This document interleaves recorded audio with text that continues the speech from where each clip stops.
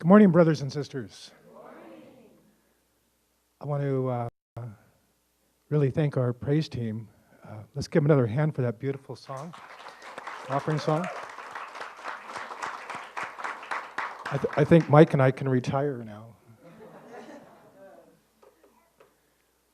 Thank you for the prayer, Sarah. I feel the spirit of a reason to say I love you. You know, it's really funny because sometimes we just seem to need a reason to say I love you, right? You know, I don't know, is it because we don't want to wear out the words, or when we say I love you, it's so far and few between that, oh, they're powerful, more powerful. But for some reason, we just need to have a reason, like, honey does something wonderful for us, or somebody does something for us, or we want to get something, or whatever it is, we need that reason to say, I love you. And, there's many ways to say I love you, which I'm going to get into in a few minutes. But I'd like to try something here, if you will. I would like for you to look at your neighbor, look them in the eye, and say, I love you. Your neighbor, look them in the eye, I love you. Now, if you're sitting next to your spouse or a dear loved one, you can also say I love you and give them a hug, a kiss. And, you have a neighbor on the other side as well that you could say, I love you.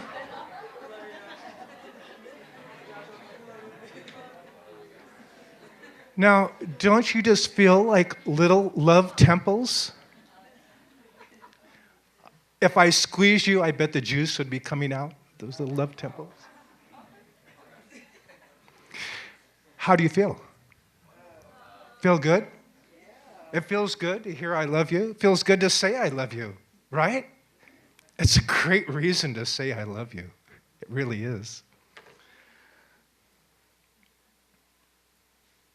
So happy Valentine's Day. Oh, yeah. Isn't that a special day? It's so appropriate that I'm speaking about love on Valentine's Day, right? It's just kind of an easy subject. But, Valentine's Day has some deeper meaning, and I'd like to offer you a little trivia that I'm sure you're just dying to hear. Do you know that teachers receive the most cards, the most Valentine's Day cards? Yeah. Then children, and then mothers, and wives, and then sweethearts. Children, ages 6 to 10, exchange more than 650 million cards. God bless Hallmark, right?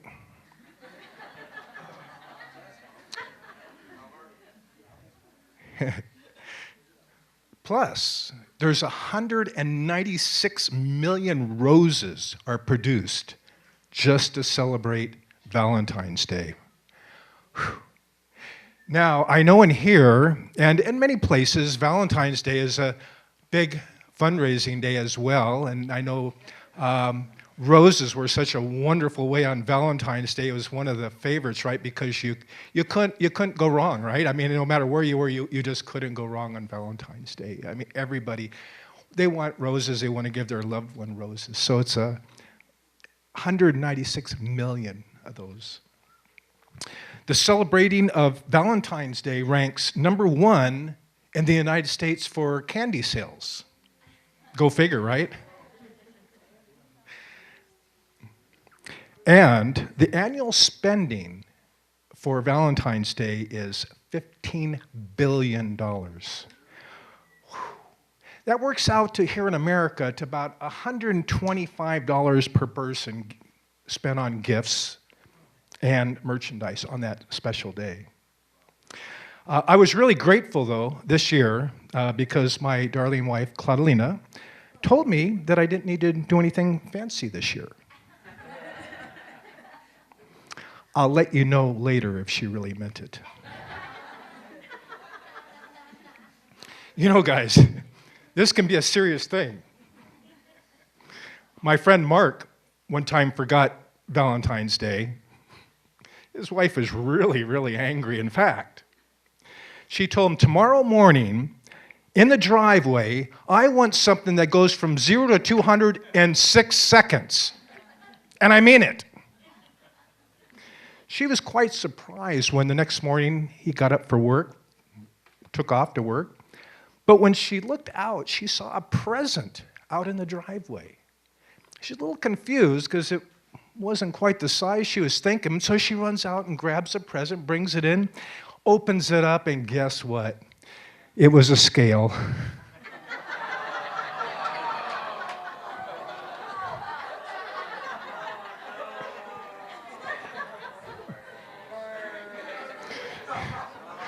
Mark is still missing, by the way. You know, women can be very complicated.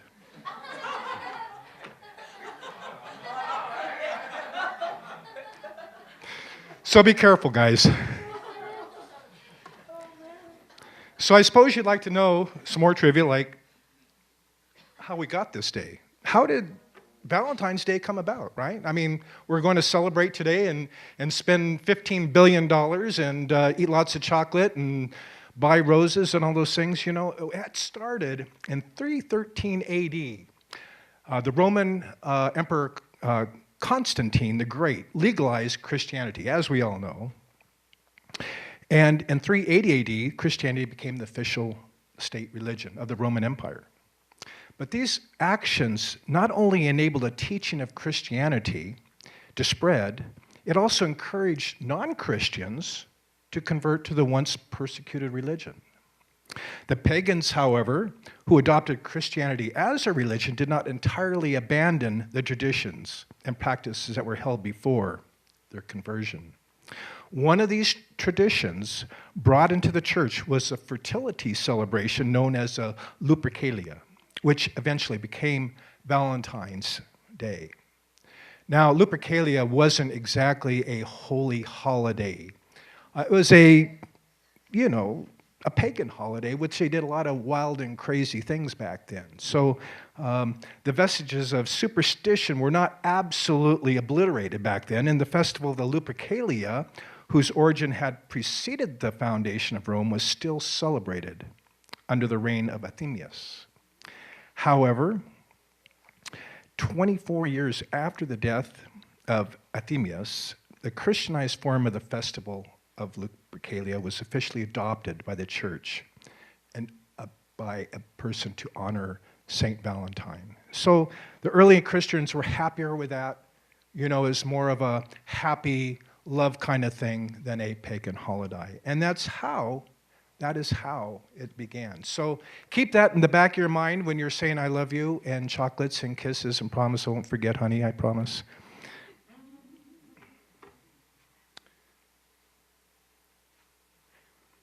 So today's reading is going to be from the book of John in the New Testament, and we'll be discussing verses between chapters 13 and 15. So it's a few days before the feast of the Passover and the event of Jesus' crucifixion. Jesus is with his disciples and is preparing them for the inevitable. After they had supper, Jesus takes off his outer garments. He girded himself with a towel and commenced to wash the feet of his disciples. Now, you know, washing the feet of the disciples isn't kind of like the rituals that we've done within our church, right, or other practices, because you see that what they wear are, sandals. I don't think there was any sidewalks back then. I'm not sure. Maybe there was. But I think there's a lot of dirt, and I think their feet were pretty dirty, wouldn't you think? In fact, they're probably pretty smelly, too. Just saying, So it wasn't this wonderful, thing that they did in the church, but it was actually a real humble kind of a offering. You remembered earlier I mentioned there's many ways to say, I love you. But also taking off his outer garments would be like a slave or a servant, which is a very humble position, especially for the Son of God. Wouldn't you agree? As he's on his knees washing their feet, he's also acknowledging Judas, the one that's going to betray him. He's on his knees in a servant position, washing the feet of the one that's going to betray him, that's going to send him to the cross. And don't forget about Peter, the one that's going to deny him 3 times. Jesus knows, he told them. However, he's still showing this kind of love, this forgiveness, this really great heart, and saying, I love you. It was kind of like the first Forgive, Love, and Unite, I'm sure. And it's a very special moment that Jesus was saying and showing his disciples. Knowing that, again, this is his last basic time to be with his disciples.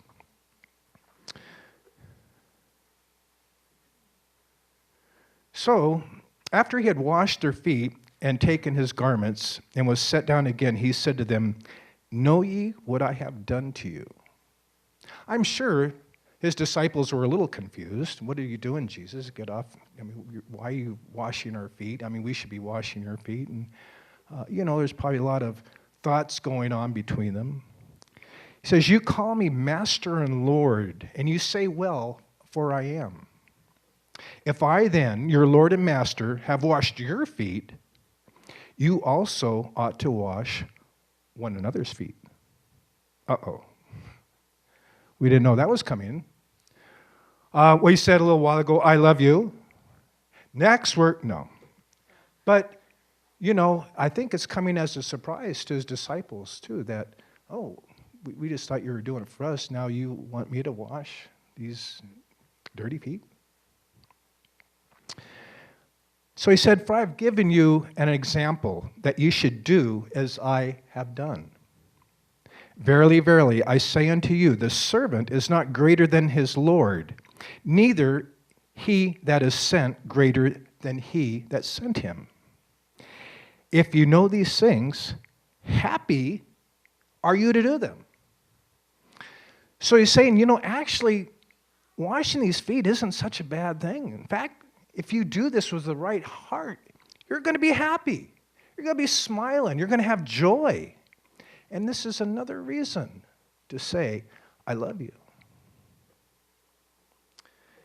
Then he goes on and says, A new commandment I give unto you, a new commandment, that ye love one another as I have loved you, that ye also love one another. Jesus is giving this example of love. Love isn't just this casual hello, but love is really doing something, really expressing heart, to really expressing care. That's what love is about. It's really how much can you offer of yourself to say, I love you. How can I say, I love you? So he says, a new commandment. And he then goes on, that you love one another. By this shall all men know that you are my disciples. I started thinking about this, and how important is that to us now? As our true father, Reverend Moon, who has ascended into the spiritual world,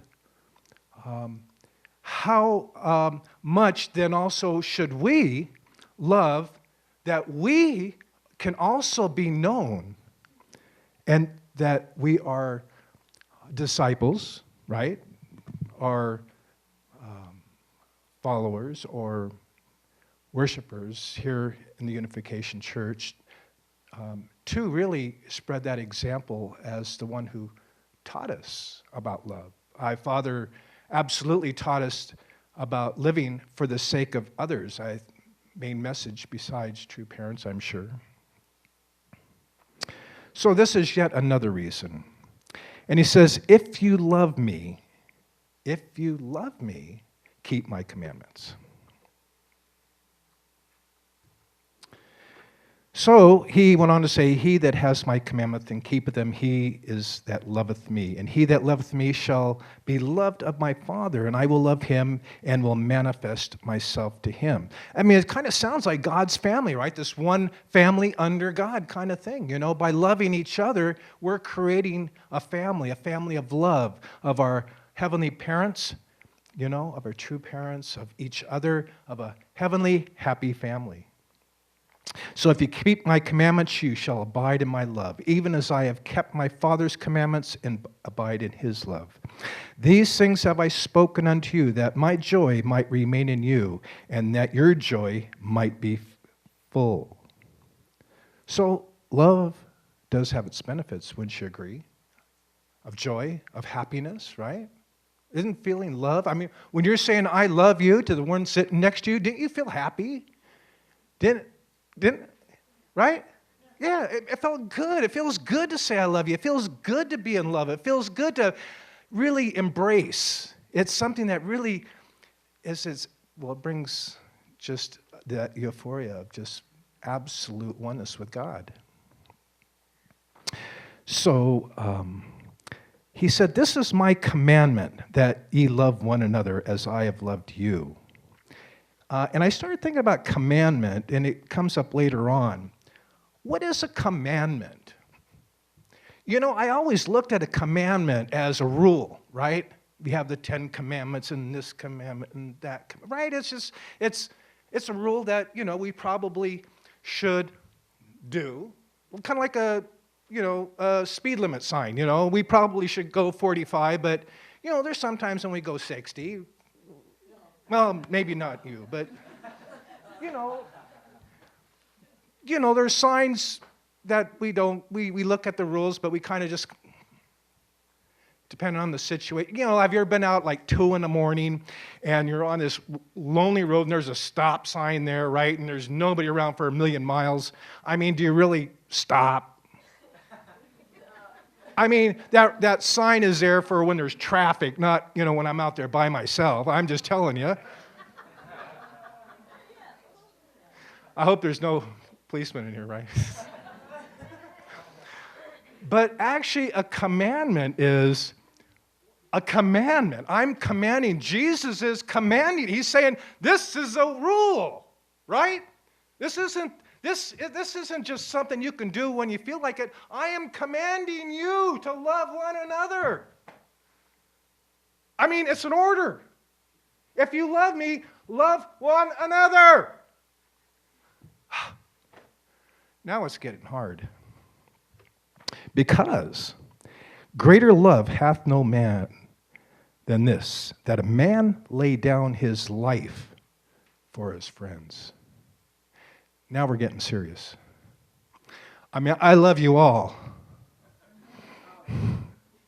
I really do. However,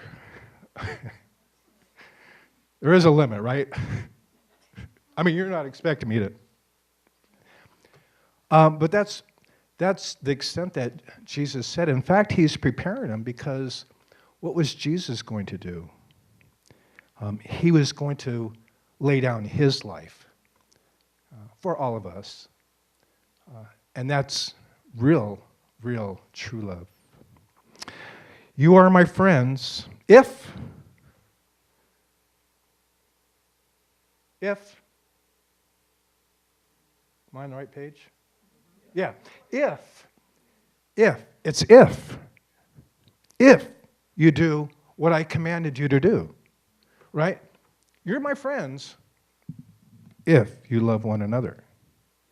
You're my friend if you love one another. You are my friend if, there's an if in there. I hate ifs, don't you? I like it to be, you're my friend, period. You would die for me, right? Sure. Henceforth I call you not servants, for the servant knoweth not what his Lord doeth. But I have called you friends. For all things that I have heard of my Father I have made known unto you. So these things I command you, that you love one another. And you know, it's really funny, as he's talking all these things, because Jesus did have a lot to say in his ministry, correct? But at this final time, the only thing that he was saying is love, love, love, love, love. That's it. How simple is that? Love. So, as I mentioned earlier, there are many ways to say I love you. So, this is our lesson for next week. Just kidding. But, again, there's many ways. We don't always just have to say I love you. Sometimes it comes with washing somebody's feet, or maybe just give a compliment to somebody. Herb, you're a most handsome guy. I love you.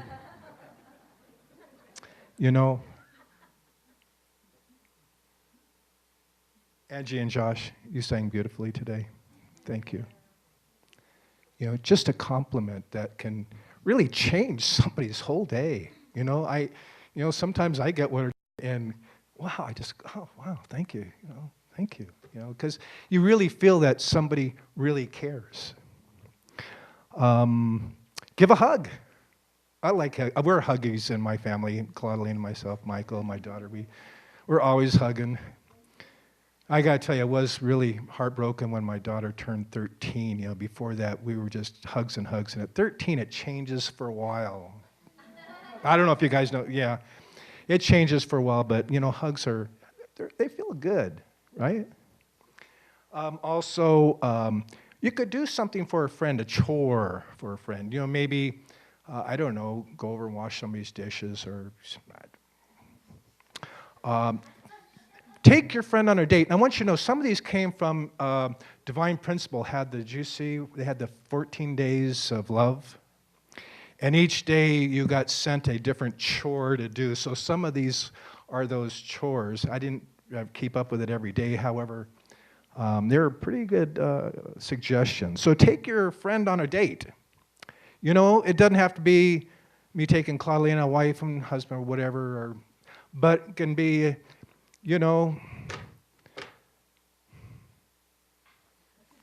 Stefan, let's go on a date, you and me. Let's go to the music place and do a little rocking, huh? It's just a date.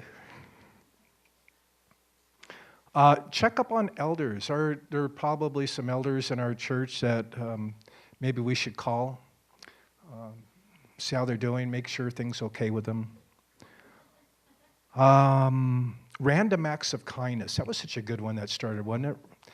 I was never in front of the guy at the McDonald's, or in back of the guy at the McDonald's where I got the free burger, but, I hear some people did, like, give $100 bills and say, buy burgers for the next ones and everything.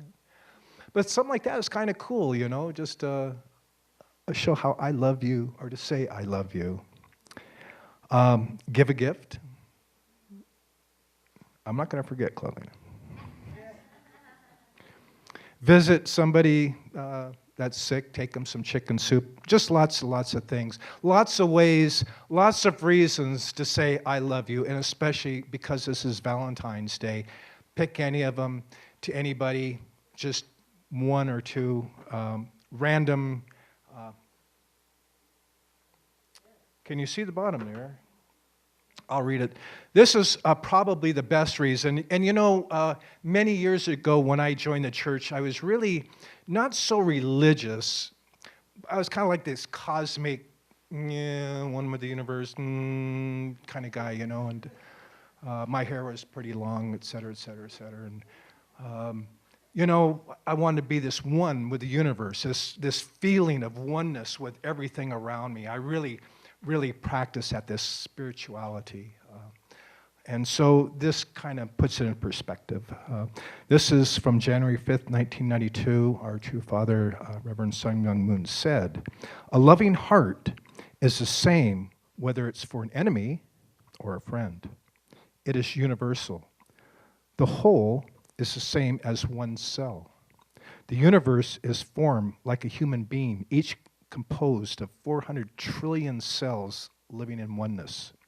You can become one with God when you become the embodiment of love that can connect to all of these cells."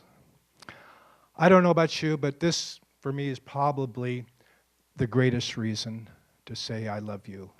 So happy Valentine's Day. Thank you very much. Let's pray.